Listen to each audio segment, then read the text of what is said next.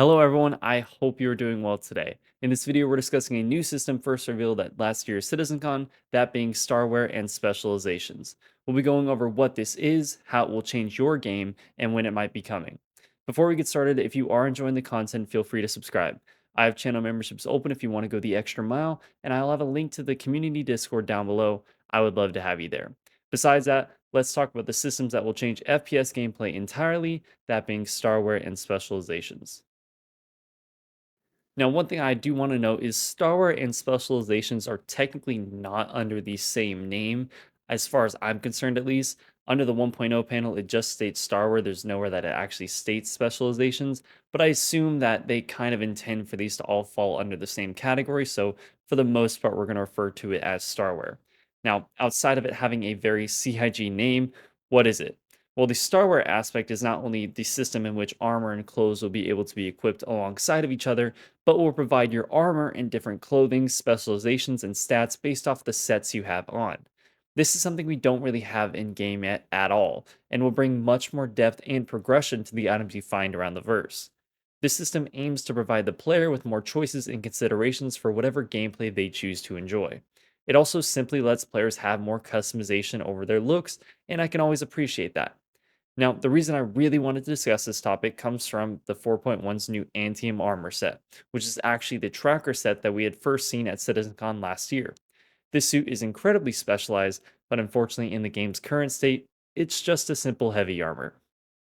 So, with that, let's discuss how this new system will completely change not only FPS combat, but all FPS gameplay around the verse.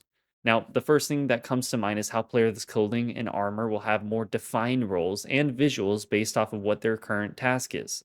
A good and relevant example, what we just talked about, is 4.1's new Antium armor. If I were to see someone wearing this armor in game right now, I would simply say, oh, it's just a heavy armor and that's it. But with Starware and specializations, I would see that armor and automatically know that this is one of the best FPS scanners in the game, letting me know that this player is probably looking for something or someone given what he is wearing. Being able to identify armor sets' different roles, like we are doing with the Antium armor, gives us more visual information that we aren't typically used to, and in my opinion, provides a deeper level of immersion and some basic info of what gameplay that player is most likely engaging with. One of the big parts about specializing with certain armors is considering the stats that come alongside it. Now, based off of the CitizenCon panel, it's very clear that there is no actual UI yet for what these stats will look like in game, but this gives us a decent idea. As we can see from this set, which is referred to as the tank, you have an absolute ton of protection. But the downside is that the suit itself has zero EVA thrusters, so you quite literally cannot maneuver in space without an EVA backpack, and you are incredibly less mobile than other lighter armors. As we can see here, the full suit feature for this set is the inability to actually be knocked down by small arms fire. These stats and specializations are very important for influencing your decision making and course of action. If you wanted to take the suit into combat, you would want to make sure you either have a dropship or some way of getting close to the objective. You would need to consider the planet or moon's gravitational pull as well. If it's too strong, taking a heavy armor like this might cause unnecessary problems with exhaustion and dehydration. The beauty of these specializations is that it gives a player more choice and purpose as to what outfits and armors they pick. This takes away the meta of always wearing heavy armor and gives you more reasons to pick and choose wisely based off of your specific situation. Now, I understand that some players won't necessarily like that, but I think that it is beneficial and better for the balance of a game to have specific sets of armor and items that naturally benefit you in one section and might be a slight disadvantage in other sections. Now, another very easy example of this, though, is with another combat armor, that being a sniper specialist armor. As we can see here, this suit excels in stealth and mobility, whilst not being the most protective or flight friendly. The full suit bonus is being undetectable by active scans, and I really do love this one. This type of bonus gives much more purpose to wearing this armor, and not to mention, but with Starware, you could totally slap on a really cool hooded cover up on this, which I think could look absolutely sick. I think something that's also worth noting with these is that we've only really talked about a few armor sets already in this video. In reality, whenever we get Starware and towards 1.0, there's going to be tons of armor sets out there that have their own specific specializations and stats for specific gameplay roles in the verse. I also assume that there's going to be plenty of, very accessible suits like the ones we have in the shops currently that are probably not going to have too many benefits or downsides. They'll act as maybe a bit more beginner friendly suits and just give you the option to have some sort of style and protection regardless of what you want to do for that day. Now, we could go on and talk about specific combat armors a ton here today, but I do want to actually focus on some non combat armors here and how Starware and specializations change that up as well. Now, the armor on screen is actually the concept of a mining specific armor set, which features its own specialized characteristics as well. This suit will have a specific mining visor that will give you much more visual information on the minables around you than you would get just on a simple multi tool.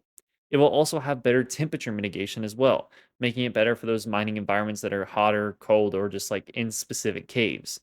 These specializations of Starware make it where your career and gameplay path exist within the items you wear, rather than just simply having a mining ship or a multi tool, making you not only recognizable as a miner, but giving you advantages for choosing a mining specific set.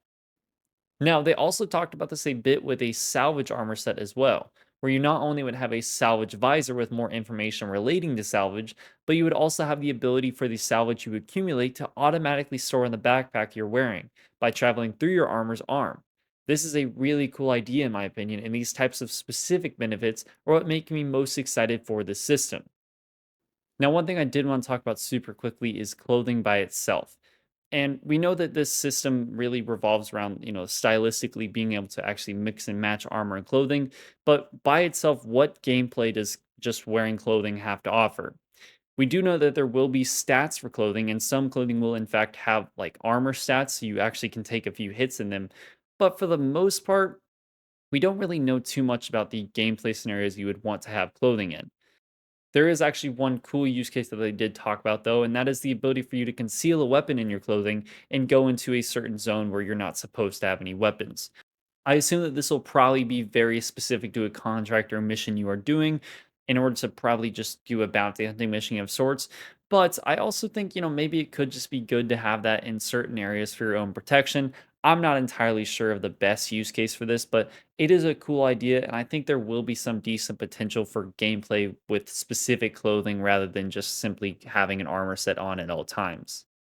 Now, with all of this talk about, exciting parts of Starware and specializations and stats and whatnot, and whilst I do think that this will be a really cool system, there are a few things that I'm worried about when it comes to actually getting this implemented. As stated here during the CitizenCon presentation, Play session. Once you know what you want to do, it's time to start hunting for the right gear. Specialized items are not intended to be found in any old store. You're going to have to do the legwork. You'll have to align with some of those guilds and factions that JJ and Benoit just talked about in the previous presentation. You'll have to explore the galaxy, find hidden stashes, and rare opportunities for better gear. Specialized items are meant for those who are willing to put in the work to exceed at your role. so specialized armors are supposed to be difficult to obtain. That also begs the question as to why we already have seen two of these armors put up on the pledge store for purchase. Now, I completely understand the need for funding, but I think they need to be more clear as to what people are buying. If they're buying the armor set specifically, then we might have a problem, as this genuinely could rip through any sort of progression for the player. Now, if they are skins, then this issue shouldn't really exist. This would still let you obtain and or make the armor naturally through the game, but also let you apply your specific skin to the set. This is something I would love for CIG to clarify, as I feel the CitizenCon presentation has been a bit contradicted by these pledge store armors. Now, another worry that is kind of associated to the one we just talked about as well comes with item recovery. Now, initially after CitizenCon, I was mainly under the impression that once you lose an armor set, it's gone. The way you get it back will be through crafting it from a blueprint you have, finding it again, or going out to get the one you lost, or simply buying a new set from the players around the verse. Though with how CIG went about introducing item recovery, it feels like this has also been a bit contradicted to what the plan was at CitizenCon. In order to give these armors more value, I believe there still needs to be significant risk of losing your gear. With the outlined item recovery, it really looks like that will just boil down to paying a fee to get these items back. Similar to the pledge store situation, I would love some clarification on this.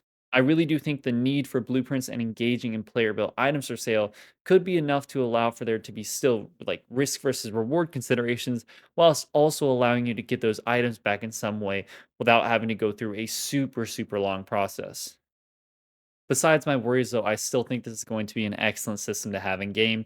Generally, give you some more style and customization options, whilst also giving you a ton more purpose and direction towards which armor you actually decide to pick for whatever gameplay you're doing that day or just long term. Regardless, though, I still am super excited for this system. Now, the last question we really do have to ask is when will we get it? Now, we really have no idea as to any official information when we might get this system, but we do know that they have been working on it every single month since the initial announcement. You can see it in all the monthly reports under the character art section. They mentioned something about the team tackling some sort of Starware art debt, and that probably just means them going back to older armors and clothing and actually getting it refactored and implemented with the new system rather than the old one that we have currently in game. Now, outside of that, there's a couple other considerations I can think of. Things like actually having suit lockers functioning whenever we get Starware, I think will be really important. The ability to actually hold multiple armor sets will be, I think, vital whenever we get this new system. And without suit lockers, it would just be an absolute pain in the ass like it is now. So hopefully we'll have the suit locker system by then. And also things like an updated EVA system. We know that some of these suits won't have any EVA capabilities, so the ability to actually use EVA backpacks and there being some sort of fuel system for these will be probably necessary in order to have it function and balance properly with the game. Outside of that, though, that really is all I have for you today. Just wanted to hop on here and talk about this new system, especially since we've been seeing some of the armors from that presentation actually get into the game.